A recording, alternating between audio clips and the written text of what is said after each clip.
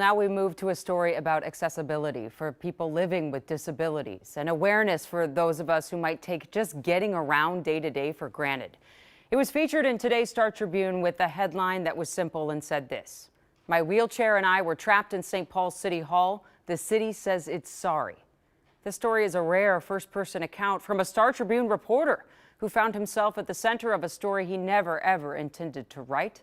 His name is James Walsh, and he talked to Kent about why he needed to write it.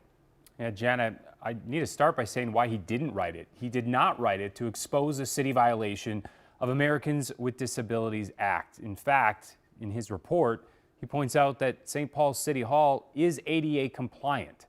Instead, he shared his story to share a lesson about the gap between compliance and accessibility, a gap he himself took for granted because for most of his life, he could. I don't do well on stairs anymore. This is about the extent of it for me now. After 30 plus years reporting news across Minnesota, I don't go anywhere fast anymore. Not an option, right? James Walsh admits he covers less ground than he used to. After being diagnosed with MS in 2014, he knew his body and mobility would deteriorate. So he focused on covering St. Paul.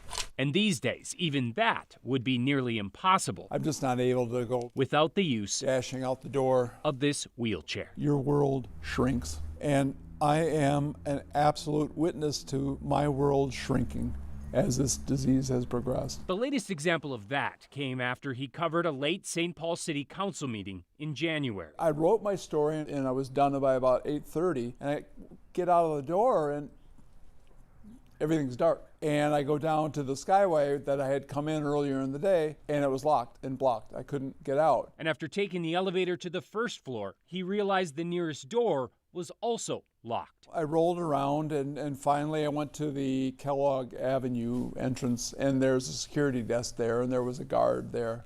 And I told him, hey, I need to get out. He says the guard eventually found a janitor who unlocked a door and helped him get outside, where he thought he could make his way across the street to gain access through the City Hall annex. And that was locked too. So now I'm outside and I got to figure out a way, how do I get back into the Skyway system at 8:50 at night? He finally did after flagging down a woman in an apartment lobby down the block who let him through another locked door to access the Skyway and make it to his car. If it had been snowy or icy, it would have been not even an option for me at that point. I might have been really stuck. And that's when this veteran reporter began asking questions and realized the difference between ADA compliance and actual accessibility. Well, they basically told me that, that's one of those situations where technically the building is accessible. But I think the argument could be made that without the Skyway access, people in wheelchairs are probably less likely to go, and they're less likely to participate in going to city council meetings. Never mind someone like me who has to cover it, right?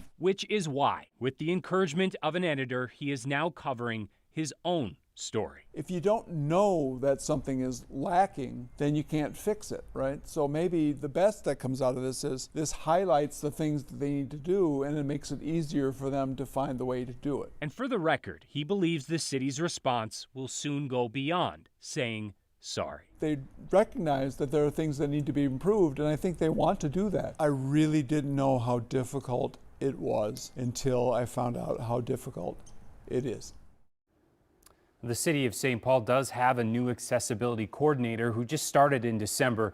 They were among the officials who apologized to James, and they said they are working with the mayor and several departments on ADA updates. Today, they reiterated that to me and said they hope to share more of their plans next week. But Jana, in the meantime, James says he simply can't work at City Hall after 5 p.m. Yeah, it's kind of hard to do too when his job is to cover St. Paul, but it brings kind of that bigger question that I bet a lot of you at home know if you have a wheelchair like James does, and it's that there may be many, many buildings that are ADA compliant but not necessarily accessible, and that's a much bigger problem.